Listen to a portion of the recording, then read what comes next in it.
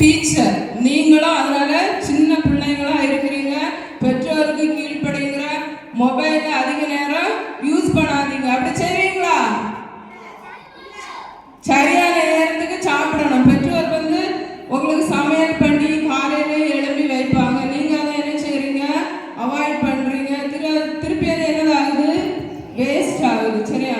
நீங்க எந்த அம்மா அப்பா சமைச்சு தர சாப்பாடை வேஸ்ட் பண்ணாதீங்க. வேஸ்ட் பண்ணீங்கன்னா அந்த அமௌண்ட் உங்க பேரண்ட்ஸ்க்கு லாஸ். அவங்க காலையில இருந்து மாலை வரையிலும் உழைக்கிறாங்க, அதை யாருமே வேஸ்ட் பண்ணக்கூடாது. சரியா? எல்லா காரியங்களிலும் சிக்கனமாக வாழ கற்றுக்கொள்ளணும். அது மாதிரி பள்ளிக்கூடத்துக்கு போறீங்க, அங்க சக மாணவர்களோடு ஒற்றுமையோடு பழக வேண்டும். எல்லாருமே ஒரு புது வாழ்வில் நிருபங்களா மாறணும். இந்த வருஷம் நம்ம கிறிஸ்துவின் நிருபங்கள் என்கிற தலைப்புல படிச்சிருக்கிறோம். ஏன்னா நீங்க ஸ்கூல்ல போகும்போதும் நீங்க இன்னும் வீட்டுல போகும்போது ஒரு நிருபமா இருக்கணும். சரி, அவங்க பெற்றோர் உங்களை பார்த்து சந்தோஷம் அடையணும். ஏன்னா பிள்ளை இப்போ நல்ல பிள்ளையா இருக்கிறான் அப்படின்னு சொல்லணும். சொல்லுவாங்களா? வீட்டுல இருக்கும்போது பெற்றோர் சொல்ல கேட்டு நடங்க. சிறு சிறு உதவிகளை செய்து கொடுங்க. உங்க சகோதரர்களோடு அன்போடு வாழுங்க. சரியா? சரி, நன்றி. பாடம் பாடின பிற்பாடு எல்லாரும் நம்ம ஆக்ஷன் பண்ணிடலாம். எல்லாரும் எழுப்பலாமா? எல்லாரும் எழுப்புங்க. எல்லாரும் எழுப்புங்க. டீச்சர்ஸ் உங்களுக்கு காட்டாங்க. எல்லாரும் எழுப்புங்க. என்ன நச்சு? இல்ல, எனக்கு பின்னாடி நிறைய காக்கா எழுப்பவே இல்லை. அந்த காக்காவுக்கு சாப்பாடு செய்ய கொடுத்துருக்கு. சரி அண்ணா, எழும்புவாங்களா? எல்லாரும் எழும்புவீங்களா?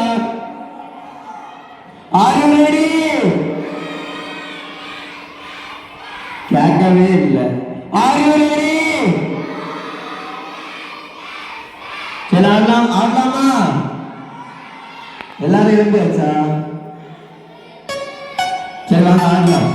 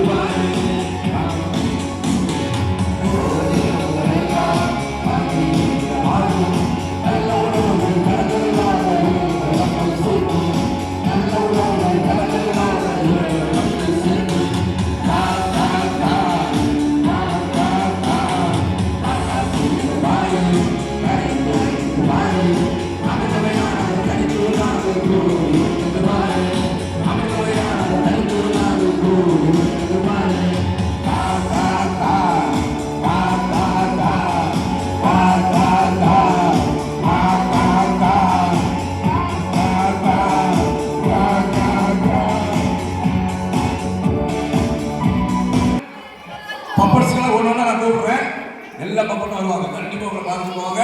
அந்த பப்பட்டோட இன்வைட் பண்ணுங்க, நல்லா என்ஜாய் பண்ணுங்க. Okay, right.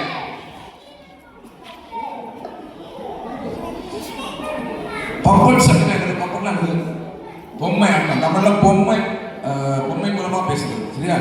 அன்றைக்கு கழுதை மூலமா பேசுறாங்க. ஆன்லைன்ல கழுதை மூலமா, இன்னைக்கு ஒரு பொம்மை மூலமா பேச போறாங்க. எப்படி பேசுறாங்க பார்ப்போம். சரியா? இஷ்டமா இருக்கிறீங்களா? ஓஎஸ் நல்லா திருலியா போடுங்க. ஓ எஸ்.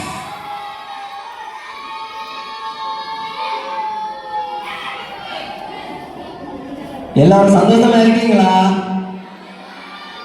ஏன் சந்தோஷமா இல்ல? ஏன் வருத்தமா இருக்கு?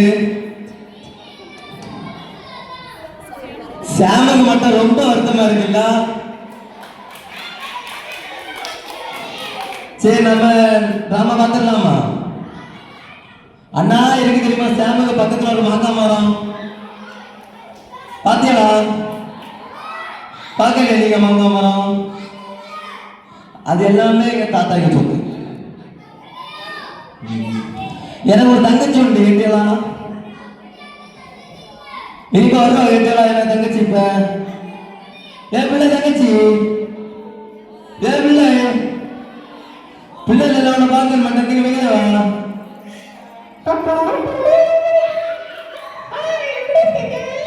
பாத்தியா தங்கச்சி வந்துட்டா பாத்தியாளா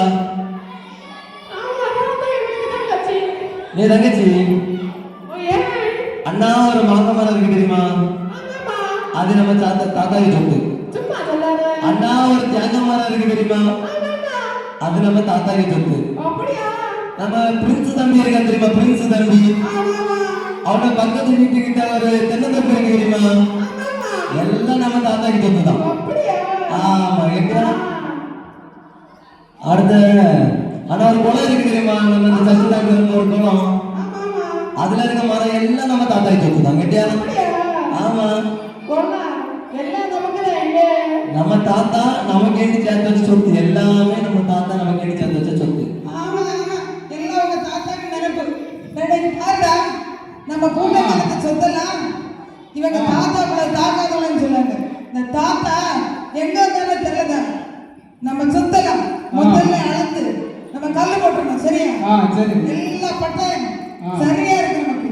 இந்த சொத்துக்குள்ள கால் வைக்க போயிடணும். கால் வச்சாங்க நீ காலை வெட்டி விடணும். அரசுதான் சரியா. எல்லாம் உங்க தாத்தா உங்க தாத்தா எங்களுக்கு சேர்த்து வச்ச சொத்து உங்க தாத்தா சொத்து உங்க தாத்தா எங்க தாத்தா எங்க தாத்தா போடா எல்லாம் எங்க தாத்தா தங்கச்சி எங்க இருக்கு ஓடிவா எல்லாம் உங்க தாத்தா எல்லாம் உங்க தாத்தா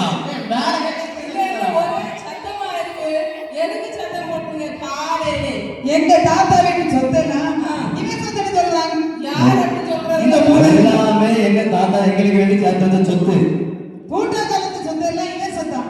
பட்டா இருக்கு எங்களுக்கு அவங்க பட்டா இல்ல பட்டா எல்லாம் எங்கிட்ட இருக்கு எங்கிட்ட சொத்து பத்திரம் இருக்கு தாய் பத்திரம் வரைக்கும் எங்கிட்ட தான் இருக்கு. சரி சரி போடாதே, போடா. சமாதானம் பண்ண போறேன். எனக்கு ரொம்ப வயிறு பசியா இருக்குது கேட்டீங்களா. காலையில இருந்தே ஒண்ணுமே சாப்பிடல. ஏதாவது சாப்பிட எடுத்துட்டு வாங்க 2 பேரும். எப்படி எங்களுக்கு இந்த சாப்பாடு எடுத்து கொடுத்துடலாமா சரி எடுத்துட்டு வாங்க. அக்கா முதல்ல நான் கொண்டு உங்க டைனிங் டேபிள் வச்சிருக்கேன். சீக்கிரம் போய் உங்க தாத்தா சாப்பிட்டு உரம் போட்டு சரி, வளர்த்தாரு. சரி நான் சாப்பிட்டுட்டு வரேன்.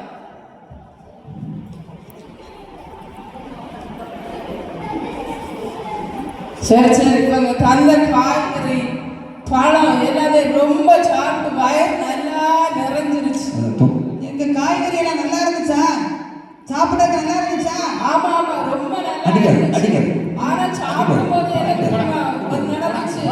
பூமியில இருந்து ஒரே சத்தம். என்ன சத்தாக்கா அந்த காய்கறி என்ன சொல்லுச்சுன்னா நான் இந்த செடிக்கு தான் சொந்தம்னு சொல்லுச்சு. அப்படியே சொல்லுச்சு.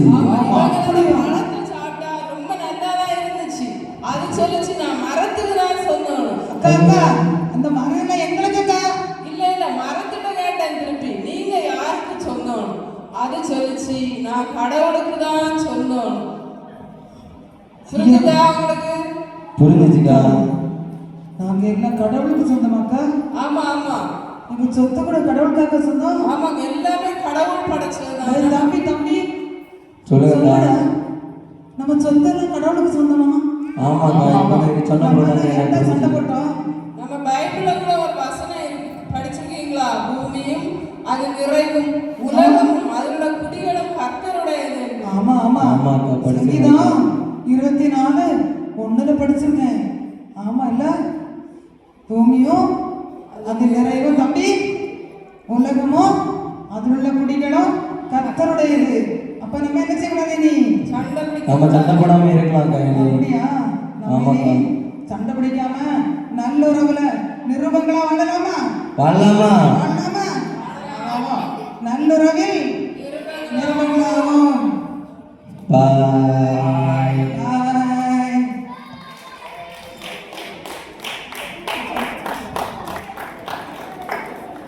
பார்த்தீங்களா நான் எப்படி சொன்ன பார்த்தீங்களா பப்பட் மூலமா நல்ல ஒரு பாடத்தை கற்றுக்கொண்டீங்க. என்ன பாடம்? எப்படி நல்ல உறவுல நிருபங்களாக வேண்டும் கடிதங்களாக வேண்டும் என்று சொல்லி அருமையா பப்பட்டில் உங்களுக்கு சொல்லி தந்தது. இனி மறக்கவே மாட்டீங்க, வாழ்க்கையை மறக்கவே மாட்டீங்க. பப்பட் மூலமா சொல்லி தந்ததால கண்டிப்பா அவங்க மைண்ட்ல இருந்து ஆழமா பதிஞ்சிருக்கிறது. சரியா? இந்த பப்பட்டுக்குள்ள ஒரு என்ன சொல்லுமா கத்தை மயப்படுத்தும் அந்த பப்பட்ஸ்ல நல்லா மூச்சுடாம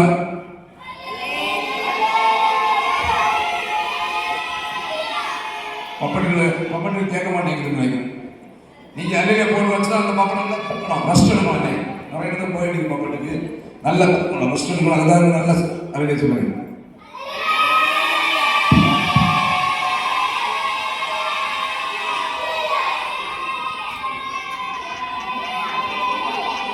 நம்ம சரி பப்பட்டை பார்த்துட்டோம். இப்போ நம்ம கடலுக்கு போகிறோம். பக்கத்தில் ஒரு கடல் இருக்குதா? எங்க கடல் இருக்குது? இங்கே பக்கத்தில் குளத்துல இருக்கு. சரியா? சரி, குளத்துல எல்லாம் போட்டி போமா. சரி, நம்ம கடலுக்கு நம்ம போட்டி போகிறோம். எல்லாரும் நம்ம ஏரியாலோ பாடல் புத்தகத்தில் எல்லாம் ஆக்ஷன் எழுதி ஆக்ஷன் பண்ணுறோம். சரியா? எல்லா இடமும் நம்ம ஆக்ஷன் பண்ண போகிறோம். எப்படி போட்டில் வந்து போட்டு ஓட்டலாம், நம்ம அண்ணாச்சி மாதிரி போட்டு ஓட்டி தருவாங்க. நீங்கள் சேர்ந்து ஓட்டுங்க, என் கூட சேர்ந்து பயணிச்சு. சரியா? ஓகே, பாடல் 11 எல்லாம் என்ன?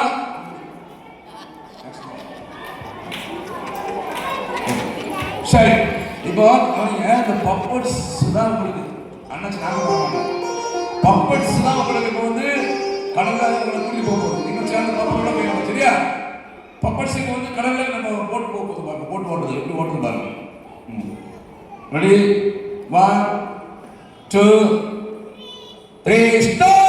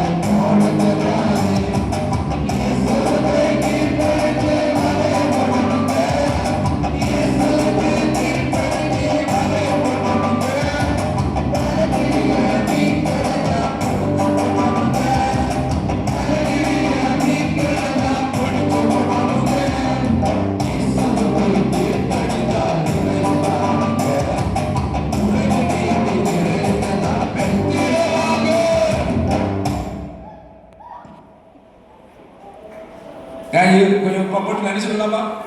எல்லாம் கைட்டு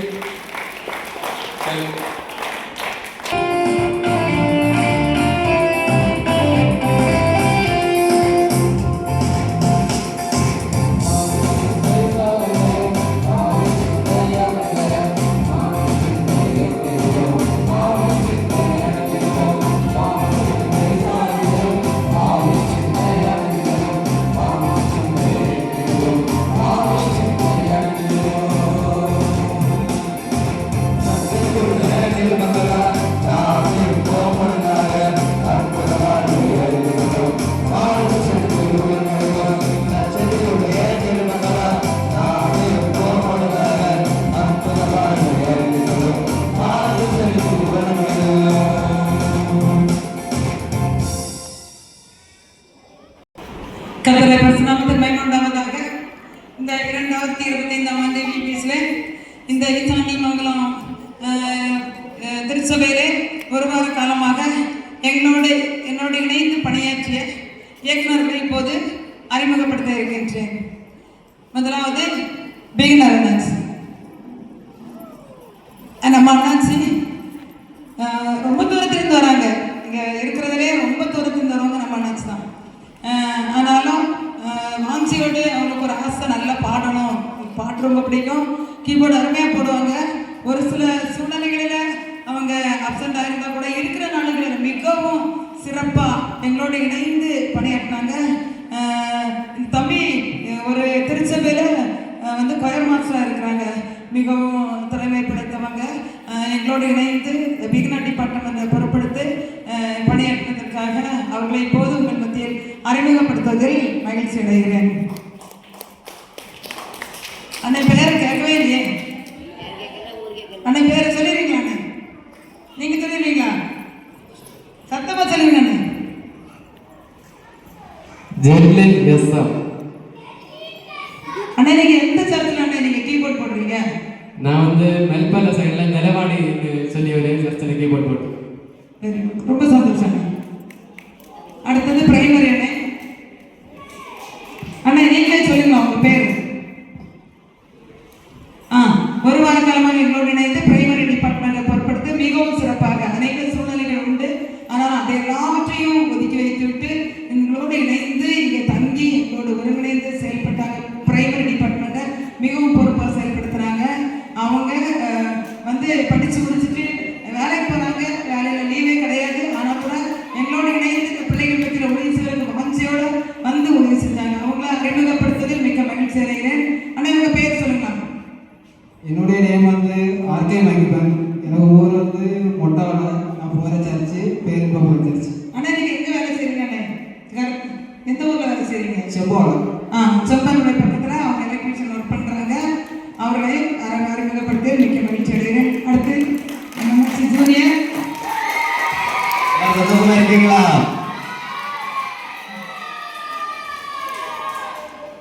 நம்முடைய அண்ணாச்சி காலேஜ் கட்டடிக்கிறது முதல்ல நினைக்கிறேன்.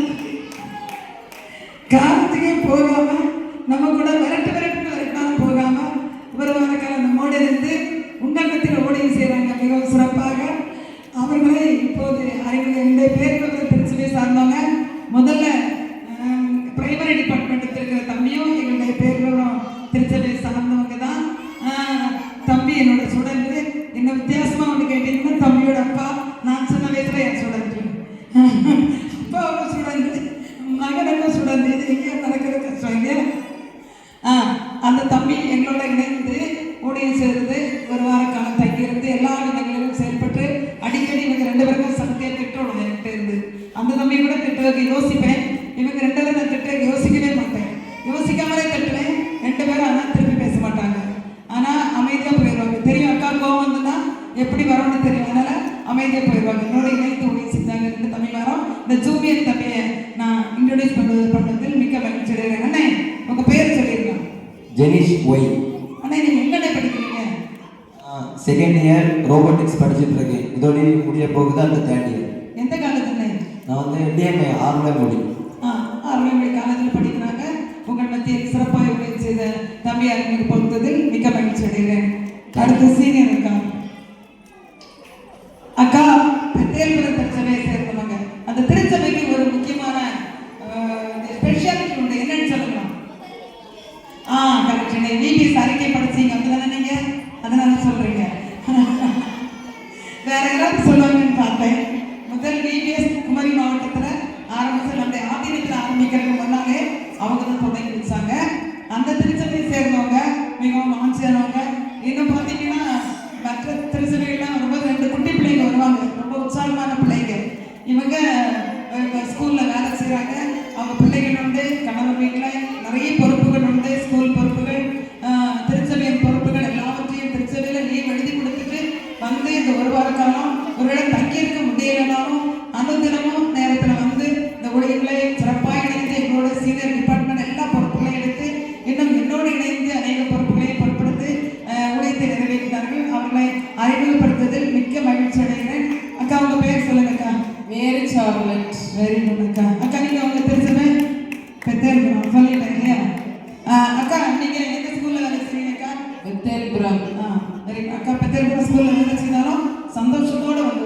செய்கிறாங்க. அவர்களை அறிமுகப்படுத்துவதில் மிக்க மகிழ்ச்சி அடைகிறேன். அக்கா எங்கள் பிள்ளைங்களை நல்லா பார்த்தாங்க அக்கா. ஆமா, ரொம்ப பிடிச்சிருக்காங்க பிள்ளைங்களா? ஆமா, ரொம்ப பிடிச்சிருக்கு. சரி அக்கா. அடுத்தது இன்னும் நான் அறிமுகப்படுத்தோம்னா ஒரு மேஜிக் அண்ணன். அப்பப்போ சவுண்டு கேட்குறதுனாலே ஒரு மேஜிக் அண்ணன் தான். அடிக்கடி வந்து மேஜிக் பண்ணாங்க. அவங்கள அறிமுகப்படுத்த மிக்க மகிழ்ச்சி அடைகிறேன். அடுத்தது அவங்க திருச்சபை பாரக்கல்லை. உங்க பேர்? உதய ஜான் பிரைட். சரி, நம்மளோட கதைகளை சேர்த்து கொடுத்தாங்க. அவங்கள அறிமுகப்படுத்த மிக்க மகிழ்ச்சி அடைகிறேன். அடுத்ததாக குட்டி தம்பி கடைசி நாட்களில் வந்து சேர்ந்தாலும் இந்த வேலையில அவன் 9th தான் படிக்கிறான். அவங்க வாய் பார்த்தீங்கன்னா எப்படி பேசுவான் தெரியுமா? சொல்லு தம்பி, எப்படி பேசுவார்? வளரல, நிறைய பேசுவான், அழகா பேசுவான். எதை கேட்டாலும் ரெடிமேட் ஆன்சர் வச்சிருப்பான். நீங்க எந்த கேள்வி கேளுங்க அது ஒரே வார்த்தையில் தான் பதில் வரும். ஆனால் ரெடிமேடா வரும். ஆனால் திட்டம் ஒன்றும் சொல்ல மாட்டான்.